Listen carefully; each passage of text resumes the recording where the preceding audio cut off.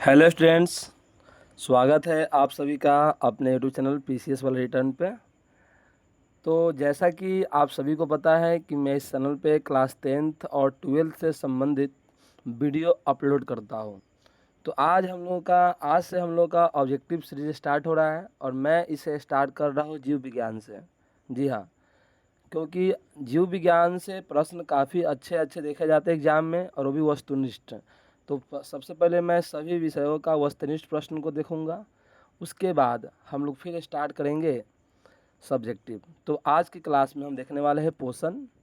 जी हाँ, जो पोषण चैप्टर है उसके ऑब्जेक्टिव क्वेश्चन को देखने वाले हैं। तो बिना देरी किए हुए हम शुरू करते हैं। थोड़ा कोशिश करेंगे कि आप लोगों को क्लास अच्छा लगे, और अगर ये वीडियो अच्छा लगे तो आप लोग कमेंट करके बताएंगे, ठीक है? ओके। और आप लोग लाइव क्लास में कमेंट करते रहिएगा। तो जितने ही बच्चे हैं, चलिए तो शुरू करते हैं बिना देरी किए हुए। आज का पहला प्रश्न है, पित्तरस का स्राव होता है। जी हाँ, आज का पहला प्रश्न है, पित्तरस का स्राव होता है। बताइए आप सभी बच्चे कमेंट में, पित्तरस का स्राव कहाँ से होता है? कमेंट करके बताइए। चलिए तो मैं बताता हूँ। देखिए, हमारे मनुष्य में कुछ पाचन ग्रंथियाँ होती हैं जिनसे एंजाइम निकलता है, और इनका काम क्या है? भोजन को पचाना। तो जो पित्तरस होता है यह निकलता है यकृत से। किससे निकलता है? यकृत से निकलता है। तो याद रखिएगा, पित्तरस का स्रवण किससे होता है बुआ? यकृत से होता है। यकृत के बारे में एक बात जान लीजिए, यकृत जो है मानव शरीर की सबसे बड़ी ग्रंथि है। तो इस प्रकार से आपका प्रश्न संख्या 1 का उत्तर क्या हो जाएगा? यकृत हो जाएगा। बी बिल्कुल सही है। चलिए तो याद रखिएगा, पित्तरस निकलता है यकृत से, और पित्तरस यकृत से निकलता है, और यकृत मानव शरीर की सबसे बड़ी ग्रंथि है। यकृत को ही हम लीवर भी बोलते हैं। जी हाँ। चलिए अगला प्रश्न है, आज का दूसरा प्रश्न, गोबर छत्ता है। क्वेश्चन है, गोबर छत्ता में कौन सा पोषण है? आइए ऑप्शन को हम पढ़ते हैं। पहला ऑप्शन आज का है मृतजीवी, दूसरा है परजीवी, तीसरा है स्वपोषी, चौथा है एक शैवाल। गोबर छत्ता क्या है? मृतजीवी है कि परजीवी है, स्वपोषी है, शैवाल है? आप सभी को पता है पोषण को दो पार्ट में बांटा गया है। एक होता है स्वपोषण, एक होता है परपोषण। जी हाँ, स्वपोषण उसे कहते हैं, पोषण की वह विधि है जिसमें जीव अपना भोजन स्वयं बनाते हैं। इस जो जीव अपना भोजन स्वयं बना रहे उसको हम बोलते हैं स्वपो। जैसे हरे पेड़ पौधे हो गए, नीलहरित शैवाल हो गए। लेकिन कुछ अधिकांश जीव ऐसे हैं जो अपने भोजन के लिए अन्य जीवों पर निर्भर रहते हैं, तो उनमें होता है परपोषण, और वैसे जीवों को हम बोलते हैं परपोषी। और परपोषी को तीन पार्ट में बांटा गया है। पहला मृतजीवी पोषण, दूसरा परजीवी पोषण, और तीसरा प्राणी संपोषी पोषण। तो मृतजीवी पोषण में जो जीव होते हैं अपने भोजन के लिए सड़े गले या मृत पदार्थ पर निर्भर रहते हैं। तो याद रखिएगा कुछ जीव का नाम जिनमें मृतजीवी पोषण होता है। पहला है कवक, दूसरा है प्रोटोजवा, तीसरा है जीवाणु, और चौथा है गोबर छत्ता, जिनको इंग्लिश में हम मशरूम भी कहते हैं। तो यह वेरी वेरी इंपॉर्टेंट प्रश्न है, आपको समझ में आ गया होगा। चलिए, तो गोबर छत्ता क्या है? एक मृतजीवी है। आप सभी इसके लिए एक प्रश्न है, आप लोग कमेंट करके बताएंगे कि कसकुट्टा, कसकुट्टा जिसको हम हिंदी में अमरबेल कहते हैं, कसकुट्टा या अमरबेल में कौन सा पोषण होता है? आप सभी लोग कमेंट करके बताइएगा क्लास ख़त्म होने के बाद। कसकुट्टा एक पौधा ही है और अमरबेल उसको बोलते हैं। उनमें कौन सा पोषण होता है ये आपको बताना है, क्योंकि हर एक पौधे स्वपोषी नहीं है, कुछ पौधे परजीवी भी है। तो मैंने आपको उसका नाम बता चुका हूँ, पढ़ा चुका हूँ मैं। तो आप लोग की काम है कि कसकुट्टा में कौन सा पोषण है कमेंट में बताना है। चलिए आज के अगले प्रश्न को देखते हैं। और एक चीज़ आप मिला रहे होंगे, जितना भी प्रश्न आप देख पा रहे हैं इस बोर्ड पर, जितना भी प्रश्न है देखिए, ये सभी एग्जाम में आए हुए हैं। 23 में, 24 में, देख रहे हैं ना, ये सभी बोर्ड मॉडल है। अर्थात बिहार बोर्ड में प्रीवियस ईयर जो क्वेश्चन है वही है, और ये सभी परीक्षा में आ चुके हैं। इसी प्रकार से हम सभी चैप्टर का करने वाले हैं जो भी एग्जाम में आया हुआ अभी तक का। फालतू क्वेश्चन को नहीं करना है। वैसे मैं आप बोलेंगे तो मैं इससे ज़्यादा करवा दूंगा, लेकिन मैं जो करवा रहा हूँ ध्यान से पढ़ा रहा हूँ, सुन रहा हूँ, आप लोग सुनेंगे। अगर इतना में आपका ऑब्जेक्टिव क्लियर हो जाएगा। ओके, क्योंकि मैं क्वेश्चन को समझा भी रहा हूँ। चलिए आज का अगला प्रश्न है, क्रमाकुंचन गति पाई जाती है। क्वेश्चन है क्रमाकुंचन गति किसमें होता है? कौन सी गति? क्रमाकुंचन गति। देखिए होता क्या है, हम लोग जब भोजन ग्रहण करते हैं तो भोजन सबसे पहले जाता है मुख गुहा में। भोजन सबसे पहले कहाँ जाता है? मुख गुहा में जाता है। मुख गुहा से भोजन जाता है ग्रसनी में।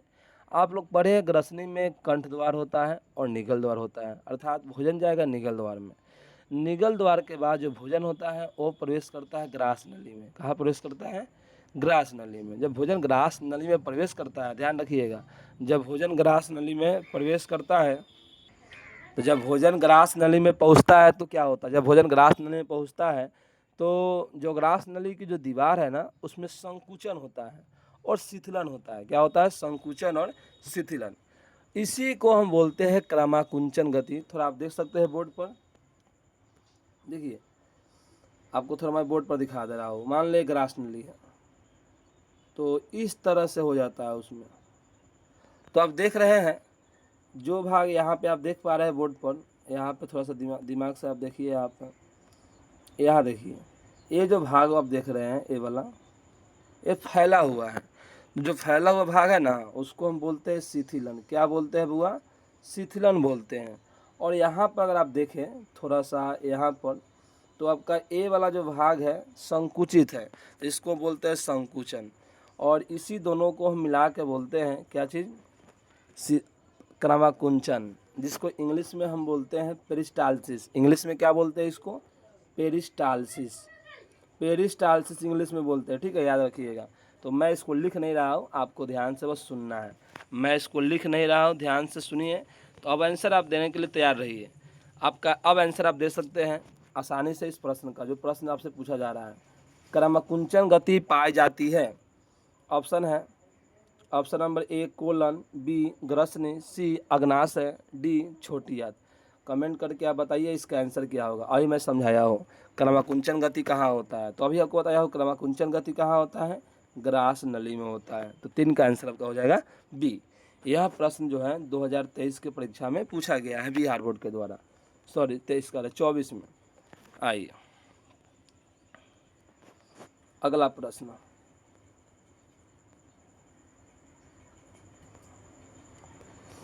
दूध से दही बनने में निम्नांकित में कौन सी अभिक्रिया होती है? दूध से दही बनने में निम्नांकित में कौन सी अभिक्रिया होती है? याद रखिएगा, दूध से दही बनना एक किण्वन अभिक्रिया का उदाहरण है। किसका उदाहरण है? किण्वन का। इसमें ज़्यादा समझने आने वाली कोई बात नहीं है। एक चीज़ याद रखिएगा, किण्वन क्या होता है? तो आपको पता है, जब पायरुवेट जो होते हैं, पायरुवेट समझते हैं ना, पायरुवेट जो होते हैं ऑक्सीजन की अनुपस्थिति में CO2 और इथेनॉल बनाते हैं। इसी को हम बोलते हैं किण्वन अभिक्रिया। तो जो आप फैक्ट्री में दारू बनते हैं, फैक्ट्री में चीनी बनता है, फैक्ट्री में पनीर बनता है, फैक्ट्री में दूध से जो दही बनाया जाता है, ये सभी किण्वन के अंतर्गत ही आते हैं। तो ये ध्यान रखेंगे आप सभी लोग। तो आप देख सकते हैं परजीवी पौधा, तो किण्वन समझ गया कहाँ का होता है। तो सुन लीजिए किण्वन का और सारे उपयोग पढ़ लीजिए। पर क्या समझे? जो फैक्ट्री में जो दारू, तो उद्योग में जो दारू बनता है, ठीक है, उद्योग में जो चीनी बनाए जाते हैं, दारू या अल्कोहल, या उद्योगों में दूध से जो पनीर बनाए जाते हैं, दूध से दही बनाए जाते हैं, इन सब में किण्वन क्रिया का उपयोग होता है। केमिस्ट्री में आपको पढ़ाया जाएगा। ये बायोलॉजी वाला किण्वन नहीं है, लेकिन ये क्वेश्चन यहाँ दे दिया है, ठीक है, कोई बात नहीं। आज का 5वां प्रश्न है, 5वां प्रश्न है परजीवी पौधा का उदाहरण है। परजीवी पौधा का एक उदाहरण है, मतलब अभी सब बच्चे सबको पता होता है कि हर एक पौधे स्वपोषी होते हैं, लेकिन एक पौधा है जो परजीवी है, जिसका नाम है अमरबेल या कसकुट्टा। क्या नाम है? अमरबेल या कसकुट्टा। चलिए ऑप्शन छाटते हैं हम। पहला ऑप्शन है गोबर छत्ता, दूसरा ऑप्शन है ब्रायोफिल्स, तीसरा ऑप्शन है अमरबेल, चौथा ऑप्शन है चीर। तो कसकुट्टा बोले तो इसको हिंदी में हम क्या बोलते हैं? अमरबेल। तो अमरबेल एक परजीवी पौधा है। यह बेहद इंपॉर्टेंट प्रश्न है आपके परीक्षा के लिए, इसको याद रखिएगा, ठीक है। तो बिना देरी किए हुए आगे बढ़ते हैं। चलिए अब आ गया दांत। चलिए दांत के बारे में पढ़ते हैं। क्वेश्चन आपका है, क्वेश्चन है आपका, दांत का कठोरतम भाग है। दांत का सबसे कठोर भाग क्या कहलाता है? ध्यान रखिएगा, दांत के 3 भाग होते हैं। सबसे ऊपरी भाग को हम बोलते हैं इनामेल, और दांत के मध्य वाले भाग को बोलते हैं डेंटाइन, और दांत के सबसे भीतरी भाग को बोलते हैं पल्प। दांत का वह भाग जो जीवित होता है वह होता है पल्प, याद रखिएगा। दांत का कौन सा भाग जीवित होता है? तो पल्प। फिर क्वेश्चन पूछता है दांत का सबसे अधिकांश भाग कौन बनाता है? तो डेंटाइन। और तीसरा प्रश्न पूछता है दांत का सबसे कठोर भाग कौन है? तो याद रखिए इनामेल। जो आप दांत देखते हैं ऐनक में तो ऊपर उजला उजला दिखाई देता है वही इनामेल है। तो दांत की सबसे ऊपरी परत या दांत का सबसे कठोर भाग कौन है? इनामेल है। तो ध्यान रखिएगा, इसका आंसर आप बता सकते हैं क्या होगा? इनामेल। तो देखिए, तो दांत का सबसे कठोरतम भाग कौन है? इनामेल है। और आपको एक बात भी बता दिया हूँ मैं, इनामेल के अलावा दांत के और दो भाग हैं, बीच वाले भाग को बोलते हैं डेंटाइन और अंतिम वाले भाग को बोलते हैं पल्प। डेंटाइन दांत का सबसे अधिकांश भाग तैयार करता है, जबकि जो पल्प है, जी हाँ, जबकि जो पल्प है दांत का जीवित भाग है। तो एग्जाम में प्रश्न पूछा जा सकता है, अभी तक पूछा गया नहीं है, लेकिन याद रखेंगे आप। चलिए आगे बढ़ते हैं। आज का अगला प्रश्न है किसमें रंध्र के छिद्र घिरे होते हैं? कह रहा है इनमें निम्नलिखित में से किससे रंध्र के छिद्र घिरे होते हैं? आपको पढ़ाया गया है रंध्र क्या होता है। पतियों के मध्य भाग एपिडर्मिस में जो छोटे छोटे छिद्र होता है उसको हम क्या बोलते हैं? रंध्र बोलते हैं। यह गैसों के आदान प्रदान और वाष्पोत्सर्जन में सहायता प्रदान करता है। तो देख लीजिए, ऑप्शन है क्यूटिकल से, ऑप्शन है गार्ड कोशिका से, वात रंध्र से। तो आपको पता होगा जो रंध्र होता है ना बुआ, वो किससे घिरा होता है? गार्ड कोशिका। रंध्र का खुलना और बंद करना इनको कंट्रोल भी कौन करता है? गार्ड सेल्स, ऐसी को हम बोलते हैं रक्षी कोशिका। ओके, तो बढ़ते आगे बिना देरी किए हुए। आज का 8वां प्रश्न है, थोड़ा फास्टली करेंगे। तो निम्न में से किस रंग की प्रकाश किरण प्रकाश संश्लेषण के लिए सबसे ज़्यादा प्रभावी? याद रखिएगा, प्रकाश संश्लेषण के लिए जो सबसे ज़्यादा प्रभावी रंग है वो नीला है। याद रखिए कौन सा रंग है? नीला है, क्योंकि नीले नीला रंग को जल्दी क्लोरोफिल अवशोषित कर पाता है। तो ये इंपॉर्टेंट क्वेश्चन है, आपको बताया नहीं गया, लेकिन याद रखिएगा प्रकाश संश्लेषण के लिए सबसे प्रभावी रंग कौन सा है? नीला है। आप इसको रट लीजिए, नीला है, नीला, ठीक है। प्रकाश संश्लेषण के लिए सबसे प्रभावी रंग कौन है? नीला है। चलिए आगे बढ़ते हैं। आज का 9वां प्रश्न है। प्रश्न क्या है? स्टार्च की उपस्थिति की जांच के लिए किस विलयन का उपयोग? आपको पढ़ाया गया था कि स्टार्च या मंड की जांच के लिए हम आयोडीन के विलयन का उपयोग करते हैं। जी हाँ, किसके विलयन का उपयोग करते हैं? आयोडीन। याद रखिएगा, जिसे हम प्रयोग होता है सिद्ध करने के लिए कि बताया प्रकाश संश्लेषण के लिए क्लोरोफिल आवश्यक है, तो हम क्या करते हैं? आयोडीन लेते हैं। क्यों लेते हैं? ताकि अल्कोहल जो क्लोरोफिल होता है उसमें घुल जाए। जी हाँ, क्लोरोफिल को घुलाने के लिए लेते हैं। तब स्टार्च की जांच के लिए हम किसका उपयोग करते हैं? आयोडीन का। तो इम्पोर्टेंट प्रश्न था, आपको याद रखना है। चलिए आज के अगले प्रश्न पे हम चलते हैं। आज का 10वां प्रश्न है। आज का अगला प्रश्न है 10 नंबर। देखिए 10 नंबर प्रश्न आपका गलत है, बिहार बोर्ड के द्वारा इसे हटा दिया गया था। क्वेश्चन देखिए, क्वेश्चन क्या है? प्रकाश संश्लेषण की जांच के लिए किस विलयन का उपयोग होता है? तो आयोडीन तो हो गया, लेकिन ऑप्शन बिल्कुल गलत है, तो बिहार बोर्ड ने इस प्रश्न को हटा दिया था। ठीक है, तो कोई बात नहीं, आगे बढ़ते हैं। 11 नंबर प्रश्न है, रंध्र पाए जाते हैं, रंध्र पाए जाते हैं, बताइए रंध्र कहाँ? बहुत आसान क्वेश्चन है, आपको सबको पता होगा कि जो रंध्र होता है वो पतियों में पाया जाता है। कहाँ पाया जाता है? पतियों में। तो इसका आंसर बिल्कुल सत्य है, आंसर हो जाएगा बी, पतियों में। चलिए आगे हम बढ़ते हैं। अगला प्रश्न है, कृमि रूप परिशेषिका किसका पाठ है? कृमि रूप परिशेषिका किसका पाठ है? तो कृमि रूप परिशेषिका, यह भी नया प्रश्न है, आपको याद रखना है। एक किसका पाठ है सर? आहार नाल का पाठ है। किसका पाठ है? आहार नाल का पाठ है। कृमि रूप परिशेषिका आहार नाल का एक भाग है, आपको इसे याद रखना है। चलिए बिना देरी किए हुए आगे बढ़ते हैं। क्वेश्चन है आज का, प्रकाश संश्लेषण की प्रक्रिया कहाँ संपन्न होती है? देखिए बहुत आसान प्रश्न है, प्रकाश संश्लेषण की प्रक्रिया कहाँ संपन्न होती है? यहाँ दोनों ऑप्शन में क्लोरोप्लास्ट है, एक दिया है क्लोरोप्लास्ट के स्ट्रोमा में, एक दिया है क्लोरोप्लास्ट के ग्रैना में। तो आप सभी को याद रखना है प्रकाश संश्लेषण की क्रिया क्लोरोप्लास्ट के कहाँ संपन्न होता है? ग्रेना में। ये तो सबको पता है क्लोरोप्लास्ट में संपन्न, लेकिन क्लोरोप्लास्ट में कौन से भाग में? एक होता है एस्ट्रोमा, एक होता है ग्रेना।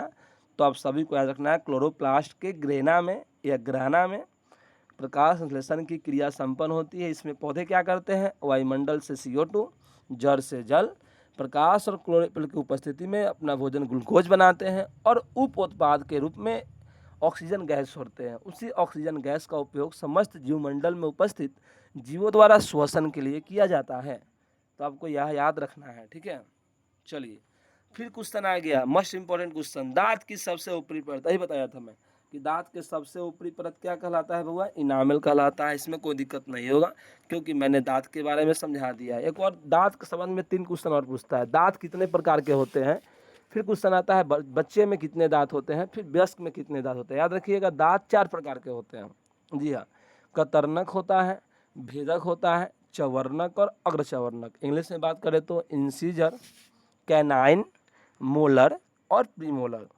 दांत मनुष्य में, वयस्क मनुष्य में 32 होती है और बच्चे में इसकी संख्या 20 होती है। तो याद रखिएगा एग्जाम में क्वेश्चन आता है और आया भी है, देखेंगे आगे हम। चलिए अगला प्रश्न है, मानव आहार नाल का सबसे लंबा भाग है। आज का 15वां प्रश्न। इसका उत्तर आप लोग कमेंट में देंगे, ऐसे मैं समझा दे रहा हूँ। देखिए मानव की जो आहार नाल है वो मुख गुहा से शुरू होता है और मल द्वार पर ख़त्म होता है और मुख गुहा के बाद ग्रसनी, ग्रसनी के बाद आता है ग्रास नली, ग्रास नली के बाद आता है अमाशय, अमाशय के बाद आता है छोटी आंत, तो छोटी आंत के बाद बड़ी आंत है। तो लेकिन मैं बता रहा हूँ, चलिए कोई बात नहीं। आहार नाल का जो सबसे लंबा भाग है वो आपका जानते हैं कौन है, छोटी आंत है। आहार नाल की कुल लंबाई होती है 8 से 10 मीटर, उसमें अकेले छोटी आंत 6 मीटर का होता है। तो आहार नाल का सबसे लंबा भाग छोटी आंत है। जी हाँ, आहार नाल का सबसे लंबा भाग छोटी आंत है। तो चलिए इसका आंसर आपका बी हो गया, आपको बताने की कोई आवश्यकता नहीं है। देखिए यह प्रश्न जो है 16वें नंबर का जो प्रश्न है ये 2021 में पूछा हुआ है, 16 नंबर वाला प्रश्न। ये प्रश्न क्लास 9th के पाठ्य पुस्तक बायोलॉजी जीव विज्ञान कोशिका का है, लेकिन आप लोगों ने पूछ दिया गया है, कोई बात नहीं। आइए हम समझते हैं। क्वेश्चन है न्यूक्लियस शब्द, न्यूक्लियस मतलब जो होता है केंद्रक, न्यूक्लियस शब्द किनके द्वारा दिया गया। ऑप्शन है रॉबर्ट ब्राउन, रॉबर्ट हुक, प्लाड और विसार्ड। याद रखिएगा हम एक बात बता रहे हैं। देखिए कोशिका को सर्वप्रथम रॉबर्ट हुक ने 1665 में देखा था। जी हाँ, कोशिका को सर्वप्रथम किसने देखा था, रॉबर्ट हुक ने। कब, 1665 में। तो यदि बोलता है कोशिका शब्द का इस्तेमाल सबसे पहली बार किसने किया, तो रॉबर्ट हुक ने। रॉबर्ट हुक के बाद दूसरी बार कोशिका को देखा था लीवेनहॉक ने, याद नहीं रखना है, जो जीवित कोशिका था। और तीसरे नंबर पर जो खोज होता है कोशिका की दुनिया में वो होता है न्यूक्लियस। न्यूक्लियस के जो खोज है वो करते हैं रॉबर्ट ब्राउन। न्यूक्लियस का खोज कौन करते हैं, रॉबर्ट ब्राउन।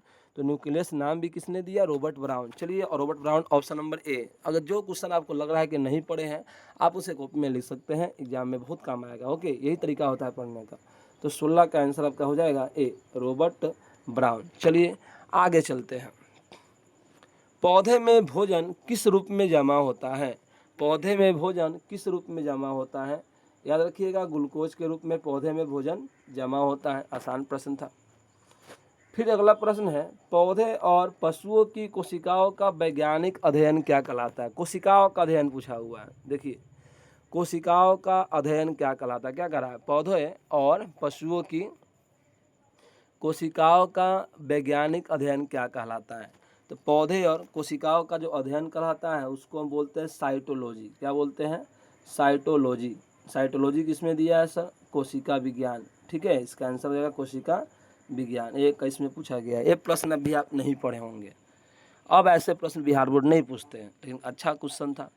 पीतरस कहाँ से निकलता है। देखिए यह क्वेश्चन कितने बार आया हुआ है, मोस्ट इम्पॉर्टेंट। इसको हम पहले लगाए थे MVVI, most important, very very important प्रश्न है। यह प्रश्न बिहार बोर्ड ने कब कब पूछा दे सकते हैं, 2019, 21, 23, 25, मतलब इस साल भी आया था। तो पितरस कहाँ से निकलता है, पहला क्वेश्चन ही यही था हम लोग का। तो पितरस निकलता है हम लोग का यकृत से, समझ में आ गया होगा। चलिए तो आशा है कि इसमें आप सभी बच्चे को दिक्कत नहीं होना चाहिए। आगे हम बढ़ते हैं। आज का 20वां प्रश्न है, आज का 20वां प्रश्न है, ट्रिप्सिन एंजाइम का क्या कार्य है। देखिए ट्रिप्सिन एंजाइम हो या पेप्सिन एंजाइम हो, इन दोनों का काम है प्रोटीन का पाचन। किसका पाचन, प्रोटीन का, ट्रिप्सिन या पेप्सिन। तो इम्पोर्टेंट, बहुत इंपॉर्टेंट है, 21 में इसे आया भी हुआ है। तो ट्रिप्सिन एंजाइम और पेप्सिन एंजाइम का काम क्या है, प्रोटीन का पाचन। याद रखिएगा ट्रिप्सिन कहाँ पाता है, देख लीजिए। हम यहाँ कुछ एंजाइम का हम नाम लिख देते हैं आपको। जो आपका जो ट्रिप्सिन अभी आप पढ़े हैं, ट्रिप्सिन, ये जो ट्रिप्सिन होता है बउआ, ये आपका पाया जाता है किसमें, अग्नाशय में। जी हाँ, ट्रिप्सिन कहाँ पाया जाता है? अग्नाशय में। फिर आप अभी नाम सुने हैं पेप्सिन का, ये पेप्सिन कहाँ पाया जाता है? जठर रस में। कौन से रस में? जठर रस में। और ये जठर रस कहाँ होता है सर? अमाशय में होता है। तो थोड़ा थोड़ा याद रखना है कौन कहाँ पाया जाता है, एग्जाम में आया हुआ है। और ट्रिप्सिन और पेप्सिन एक ही तरह का है, तो इन दोनों का काम भी एक ही होगा। चलिए अगला प्रश्न है, मुख गुहा में आहार का कौन से भाग का पाचन होता है? मुख गुहा में आहार के कौन से भाग का पाचन होता है? तो मुख गुहा में जो आहार के कौन सा भाग का पाचन होता है, तो आपको आंसर याद रखना है कार्बोहाइड्रेट। जी हाँ, मनुष्य में जो पाचन की जो शुरुआत होती है मुख गुहा से ही हो जाती है। जो स्टार्च होता है, ध्यान से सुनिएगा, मुख्य गुहा में जो लार होता है, उस लार में एक एंजाइम होता है टाइलिन। ये क्या करता है? कार्बोहाइड्रेट को तोड़ देता है माल्टेस और स्टार्च में। याद रखिएगा कौन सा एंजाइम? टाइलिन। मनुष्य के मुख गुहा में 3 जोड़ी लार ग्रंथियाँ भी होती है, सब मैंडिबुलर, पैरोटिड और सब लिंगुअल। जो पैरोटिड होता है वो कान के बगल में होता है, याद रखिएगा सर। सब मैंडिबुलर जो होता है जबड़े के नीचे होता है, और जो सब लिंगुअल होता है ना, वो आपके जीभ के नीचे होता है। और ये तीनों ग्रंथि में से एंजाइम जो निकलता है उसका नाम है टाइलिन। जी हाँ, टाइलिन निकलता है, और यह टाइलिन जीवाणुओं को ही मारता है भोजन में। और दूसरा काम क्या है? यह कार्बोहाइड्रेट को तोड़ता है शर्करा और स्टार्च, सॉरी हाँ शर्करा में, स्टार्च नहीं, शर्करा और माल्टेस में। तो इस बात को थोड़ा सा याद रखना है। तो मुगुहा में आहार का कौन सा भाग का पाचन होता है? तो आपका उत्तर हो जाएगा कार्बोहाइड्रेट। चलिए बिना देरी के आगे बढ़ते हैं। अच्छा लगे तो कमेंट करके बताइए कैसा लग रहा है क्लास। निम्न में कौन स्वपोषी है? अभी समझा के आ रहा हूँ। जो अपना भोजन स्वयं बनाएगा वो स्वपोषी है। तो ऑप्शन में है हरे पौधे, मछली, कीट, अमीबा।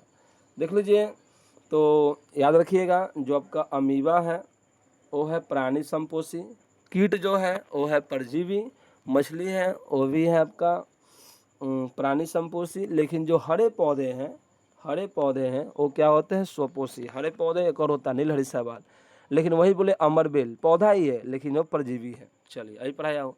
स्वपोषण के लिए क्या आवश्यक है? Very important question. देखिए कितने बार एग्जाम में आ चुका है, 15, 16, 19, 20, एक क्वेश्चन 4 बार आया। अभी पढ़ाया हूँ मैं कि प्रकाश संश्लेषण में जो पौधे होते हैं वायुमंडल से CO2, जड़ से जल, क्लोरोफिल और प्रकाश की उपस्थिति में अपना भोजन ग्लूकोज बनाते हैं। तो आप देख सकते हैं इसका ऑप्शन में सब चीज़ दिया हुआ है ना।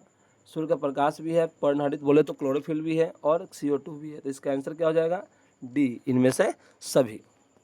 तो आशा है कि आपको क्लास बहुत बढ़िया लग रहा होगा। किसकी उपस्थिति के कारण पौधे का रंग हरा होता है? तो ये आपको सभी को पता है कि पौधे के रंग हरा होने का सबसे प्रमुख कारण है क्लोरोफिल की उपस्थिति। क्लोरोफिल को ही हिंदी में हम बोलते हैं पर्णहरित। और 3 चीज़ मेरे तरफ से आप याद कर लो। क्वेश्चन पूछता है कि क्लोरोफिल में कौन सा तत्व पाया जाता है? तो याद रखिए क्लोरोफिल में मैग्नीशियम तत्व पाया जाता है। कौन सा तत्व पाया जाता है बउआ? मैग्नीशियम तत्व। फिर क्वेश्चन होता है प्रकाश संश्लेषी अंग कौन है?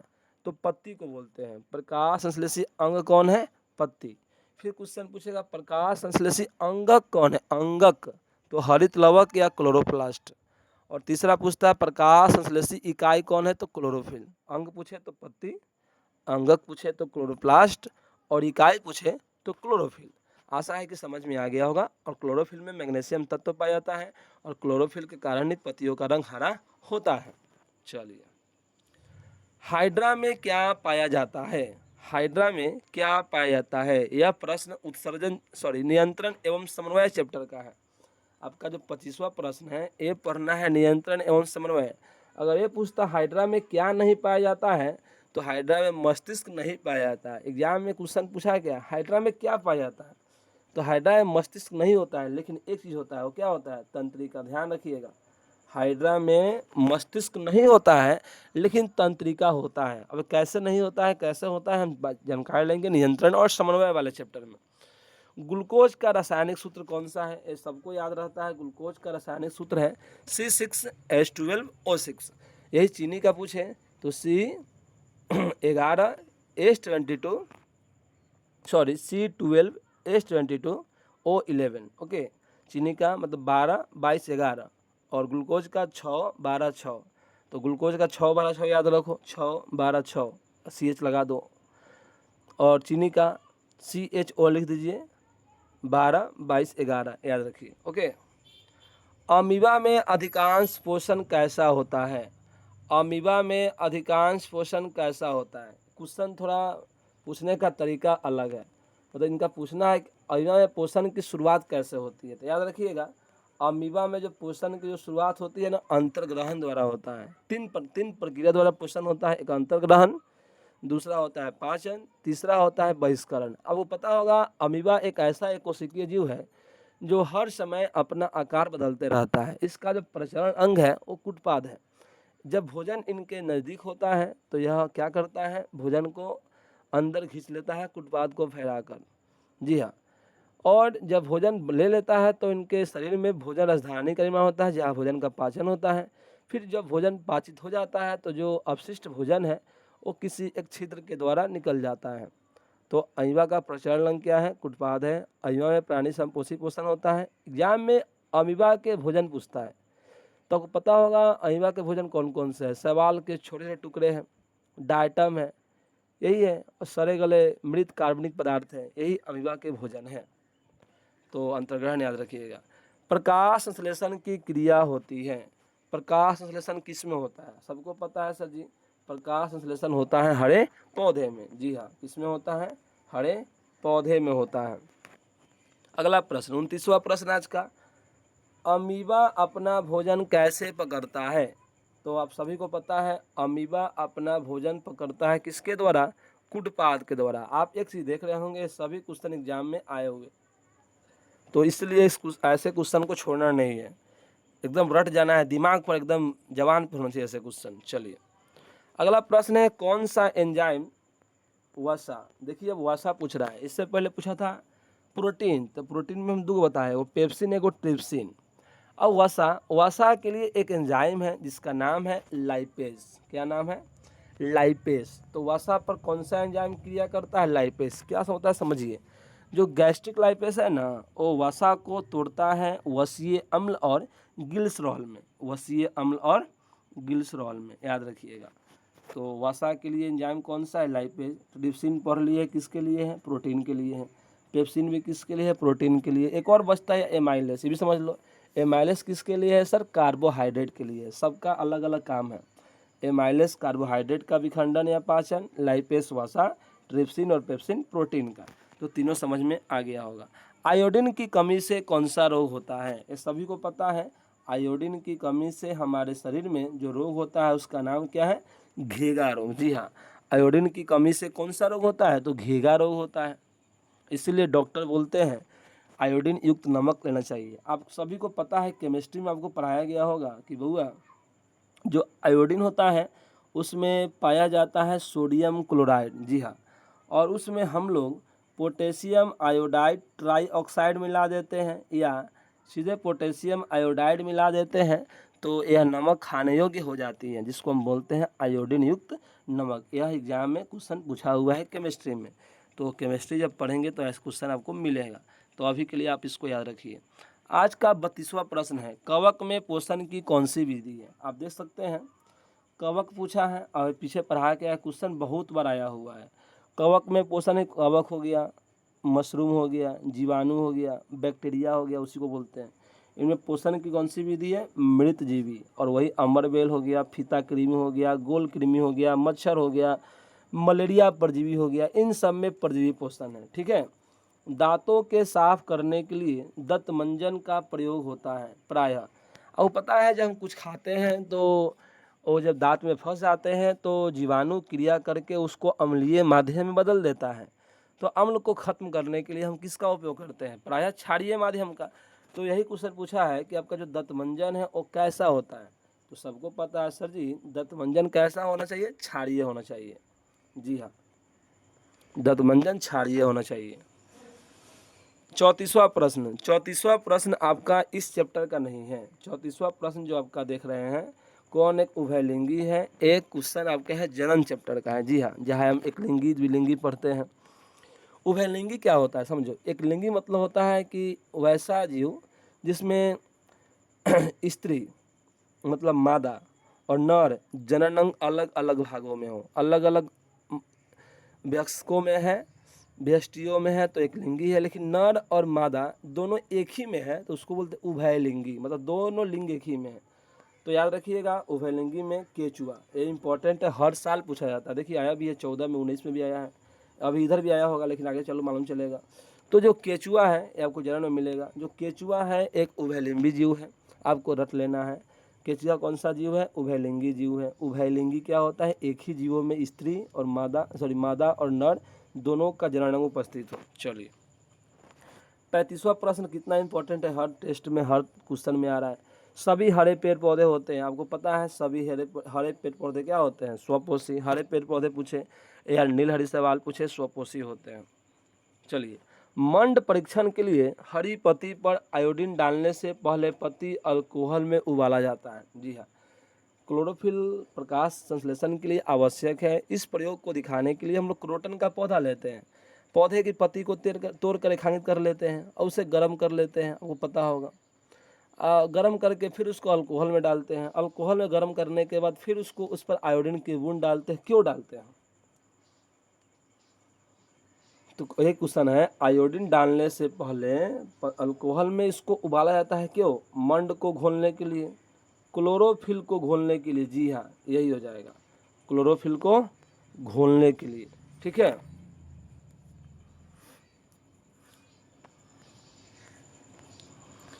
देखिए 37वां प्रश्न आप लोगों के एग्जाम में किताब में सिलेबस में नहीं है, लेकिन समझ लीजिए इंपॉर्टेंट है।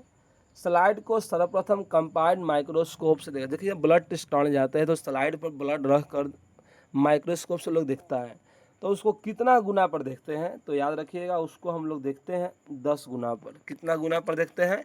10 गुना। अगर इसके बाद एक प्रश्न कहीं भी आए तो भूलना नहीं है, इसे हम 10 गुना पर, 10 एक्स मतलब या एक्स नहीं है, गुना है, 10 गुना पर देखा जाता है। याद रखिएगा स्लाइड को माइक्रोस्कोप से कितना गुना पर पहले देखते हैं? 10 गुना पर। ठीक है, चलिए 38वां प्रश्न है, एक वयस्क मनुष्य में कितने दांत होते हैं? तो सबको पता है सर जी, वयस्क मनुष्य में दांतों की संख्या कितनी है? 32 है, जबकि बच्चे में इन दांतों की संख्या 20 है। तो कमेंट करके बताइए समझ में आ रहा है कि नहीं आ रहा है।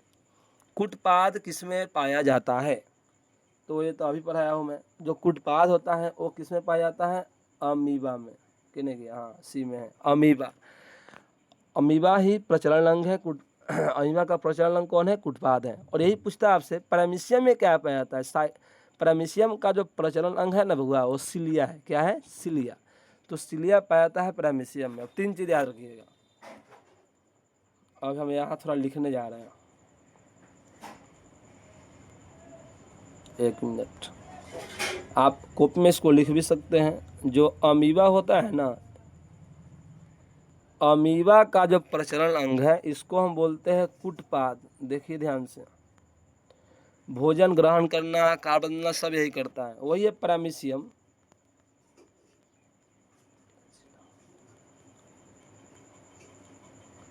पैरामीशियम का जो प्रचलन अंग होता है वो है सिलिया। क्या है? सिलिया। और तीसरा है यूग्लिना। यूग्लिना जो एक कोशिकीय पौधा, आपको पता होगा।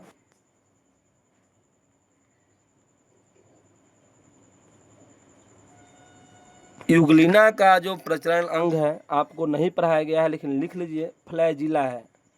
क्या है? फ्लैजिला। आपसे एग्जाम में पूछा जा सकता है, ये तीनों आप लिख सकते हैं। अमीबा का प्रचलन अंग क्या है? तो देख लीजिए, अमीबा का प्रचलन अंग कुटपाद है, पैरामीशियम का सिलिया है, और यूग्लिना का जो है फ्लैजिला है।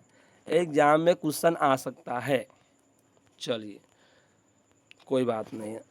अगला प्रश्न है, क्लोरोफिल वर्णा का रंग कैसा होता है? तो सबको पता है क्लोरोफिल वर्णा का रंग कैसा होता है? तो हरा होता है। इसमें मैग्नीशियम नामक तत्व पाया जाता है।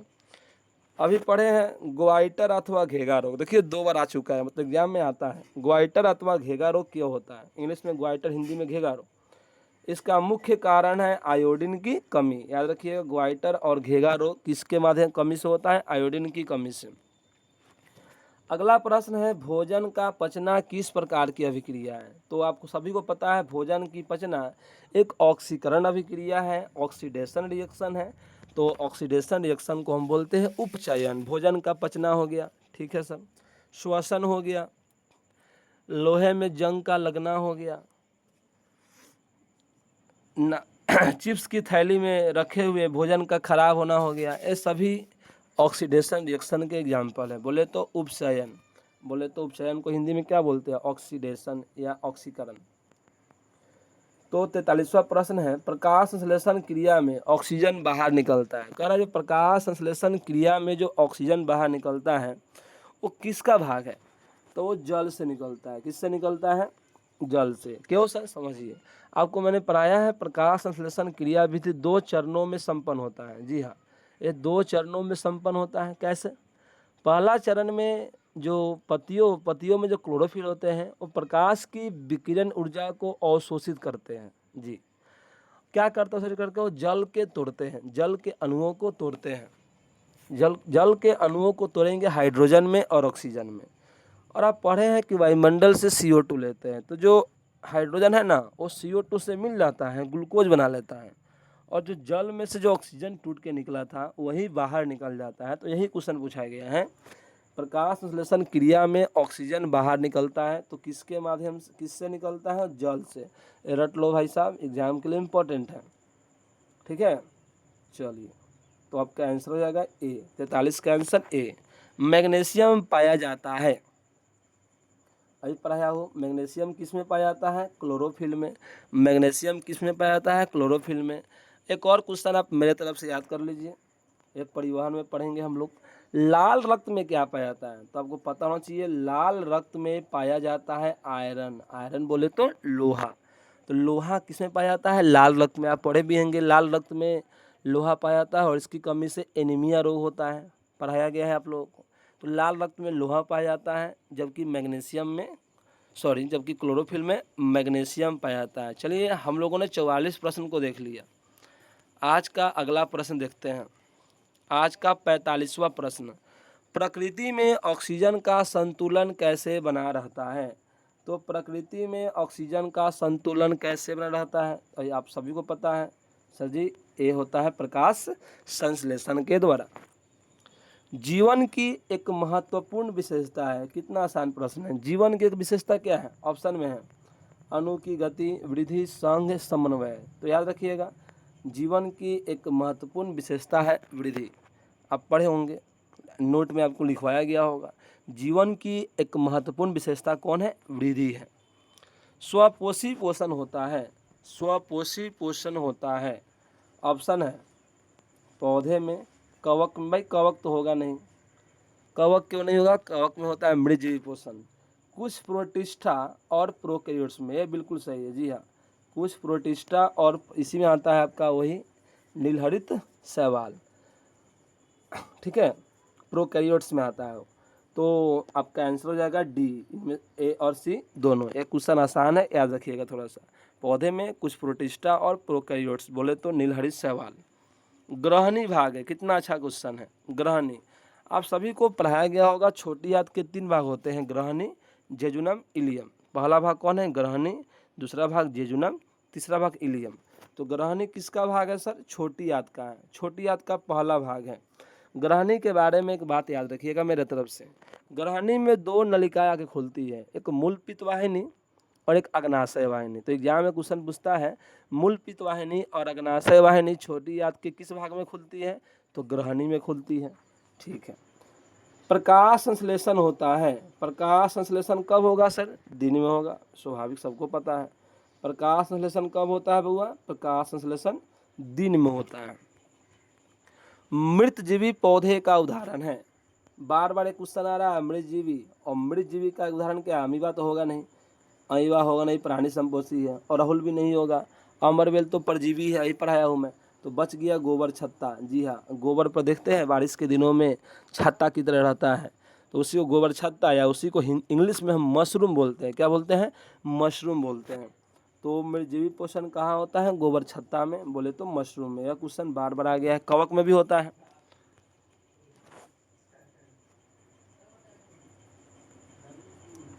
पौधे में प्रकाश संश्लेषण का स्थान है। क्वेश्चन है पौधे में प्रकाश संश्लेषण कहाँ होता है? अभी पता है वो आपको कि सर जी पौधे में प्रकाश संश्लेषण कहाँ होता है?